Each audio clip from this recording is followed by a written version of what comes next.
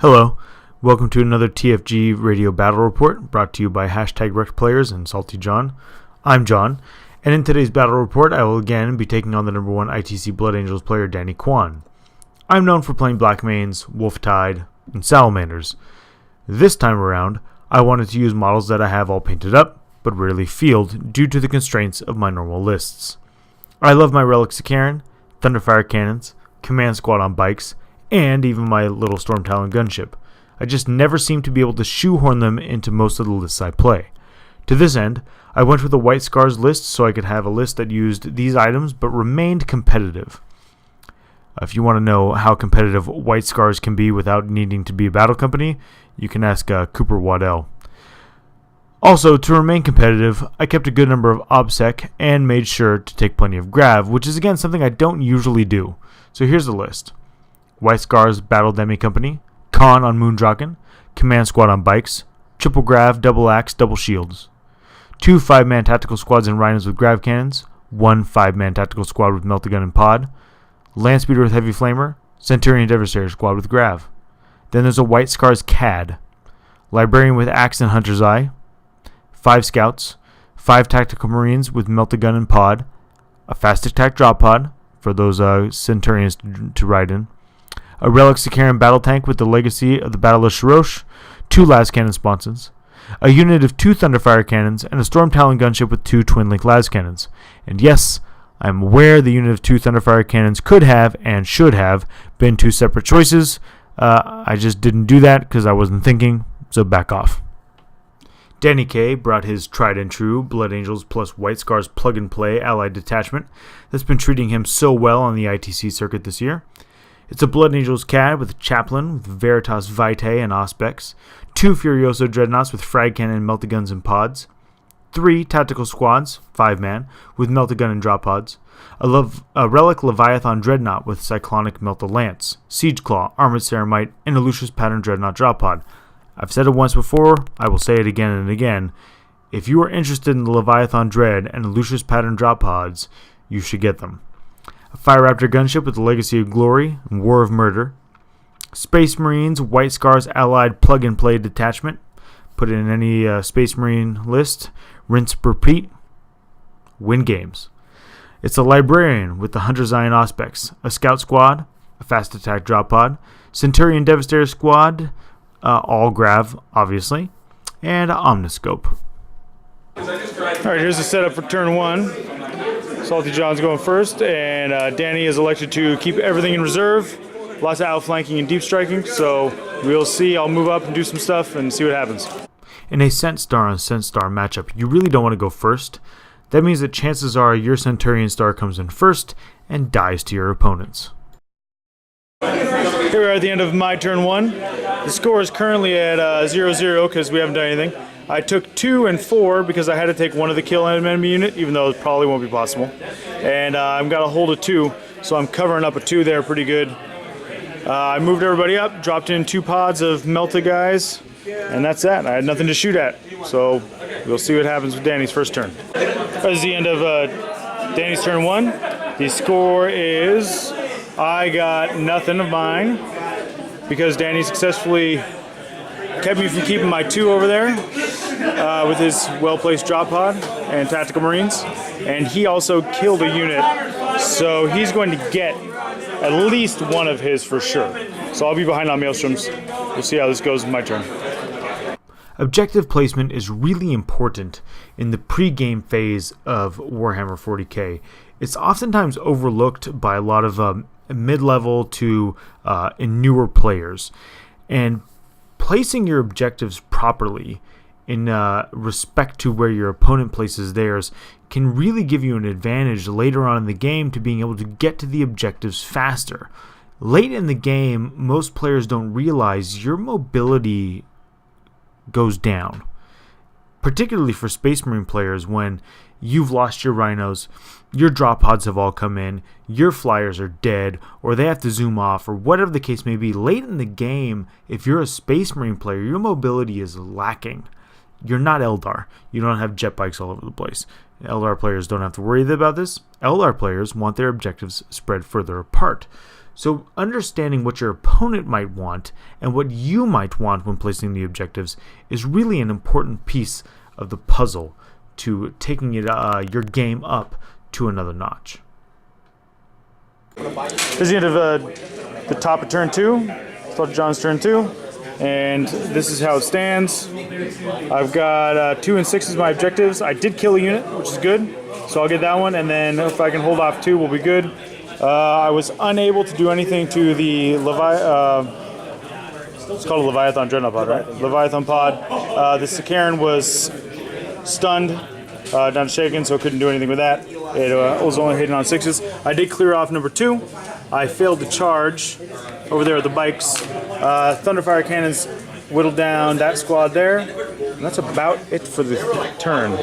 None of my reserves came in. So there's still Grav Centurions with Hunter's Eye Librarian in reserve and a Storm Talon reserve. Here we are at the end of the bottom of Danny's turn 2. And he did quite a bit. So I'm going to go ahead and I scored 2. I scored my 2 and my 6, so I'm currently tied. But Danny's going to get some points for sure on the next turn.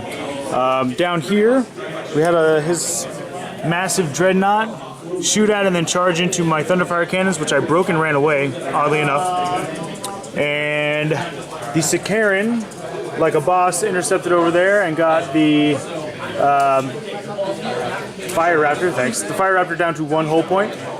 The Grav Sense came in and vaporized Khan, so Danny's also got Warlord now. There's still 2 members of the bike squad left. He vaporized a tactical squad and moved some guys around to get on objectives. So currently, as it stands, all of his reserves are in, and I've still got Grav Sense and a Storm Talon to come in. At this point in the game, I'm actually pretty happy. Although he's taken out a lot of units, Danny K's Scent Star came in before mine.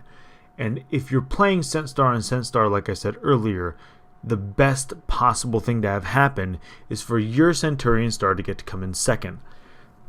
All the games I've played with Centurion Star since 6th edition, games where my Scent Star got to come in after the opponents, or vice versa, were almost always won by the player whose Scent Star got to take out the other one.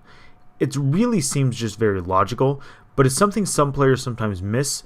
You really need to make sure you don't just throw your Centurion Star down in the first wave thinking, oh yeah, I got first turn, I'm going to drop in, I'm going to kill off all these guys' units that are sitting on that objective, but then your opponent's Centurion Star comes in and wastes yours. And then you have no answer for theirs. Here we are at the beginning of Danny's turn 3, so the bottom of 3, the beginning. And my turn, we had some crazy stuff going over here. I flamed a bunch of scouts to death, and then the Grav didn't do much over there, so that was not as good. Over here, though, I was able to Grav Scent his Grav Sense with my Grav Scent. A lot of Grav Scenting going on. And assaulted out a tactical squad. But other than that, it's looking pretty grim in the center. And we got this guy over here who's going to wreck some face. So the score currently stands at the beginning of Danny's turn. He's now at 4 Maelstrom, and I'm at 2. So we'll see how he does. Up to this point in the game, I'd gotten kind of lucky. The dice went a little cold on Danny a few times.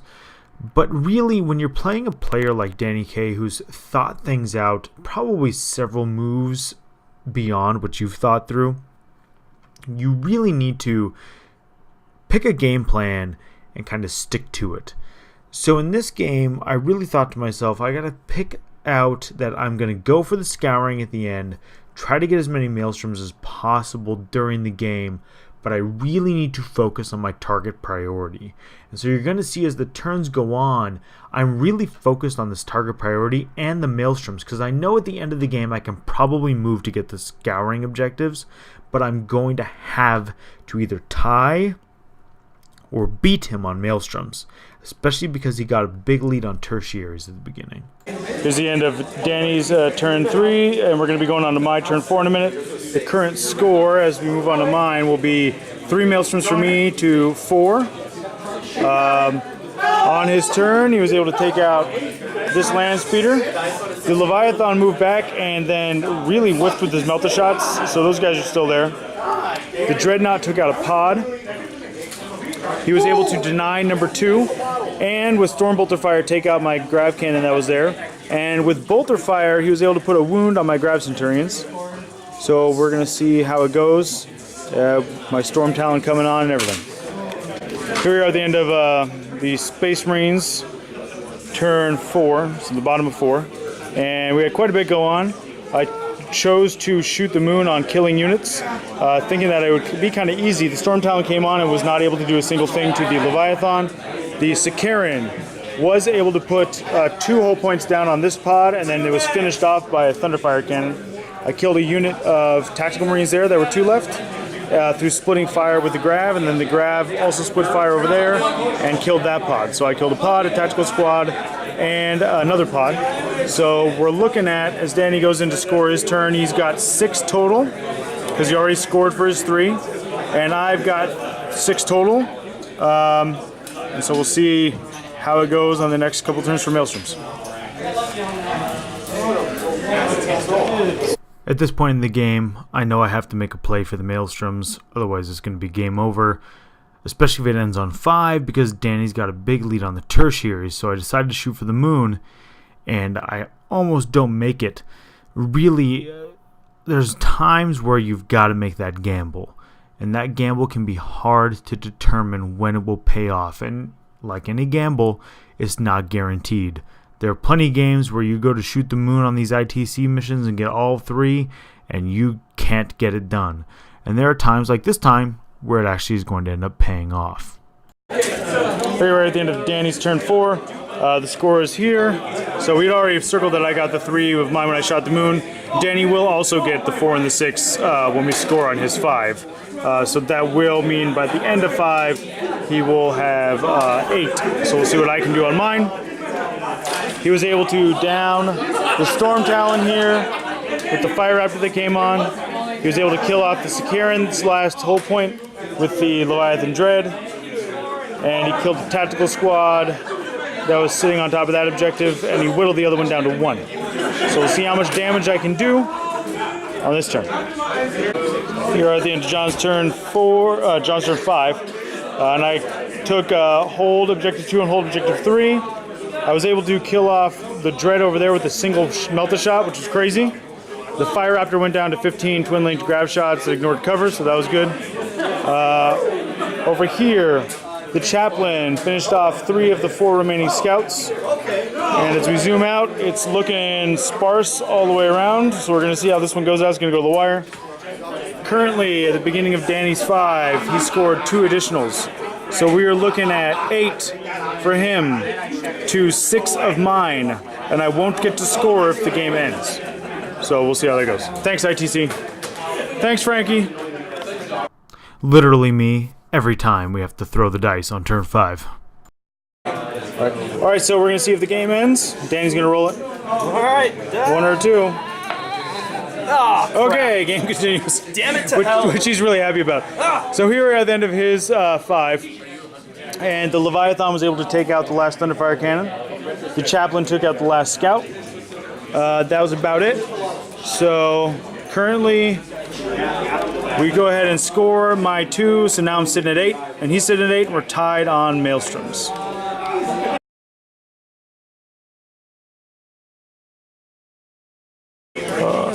Okay, so here we are at the end of John's turn 6, and it's looking bleak for the Blood Angels.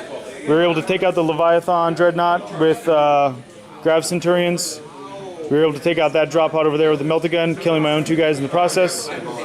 I'm currently sitting on 4 of the 6 scouring objectives, and the score is at, I got 2, if we get to score it, I'll get 2 additionals. Danny got 1, so he's currently at 2, 4, 6, 8, 9, and I'm at 8. So he's winning on Maelstroms by 1. Despite the Maelstrom deficit, at this point I realize I have the upper hand on Danny K, and if it goes to 7, it's definitely going to be a win for me. We hadn't figured it out on 6, but it seemed like I was definitely on the upper hand if it ended on 6 as well. Okay, so here we are at the end of Danny's very quick turn 6. All he had was some Storm Bolters to shoot. So we're going to go ahead and roll to see if the game ends. All right. It continues. All right. I think I lost this one. Okay. I Didn't lost. concede? Oh god, I lost. Yeah. Okay. So there we are at the end. It was a hard-fought game all the way down to the end there. It just became a little bit too much grab at the end for Danny to overcome. The White Scars list I have, although it's a little silly, the Sakaran and a bunch of grab is never a bad thing to take. This was another great game with Danny Kaye.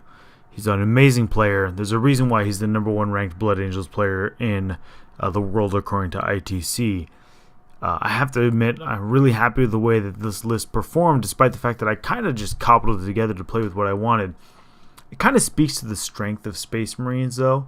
You don't need Battle Company, but you definitely need the OBSEC.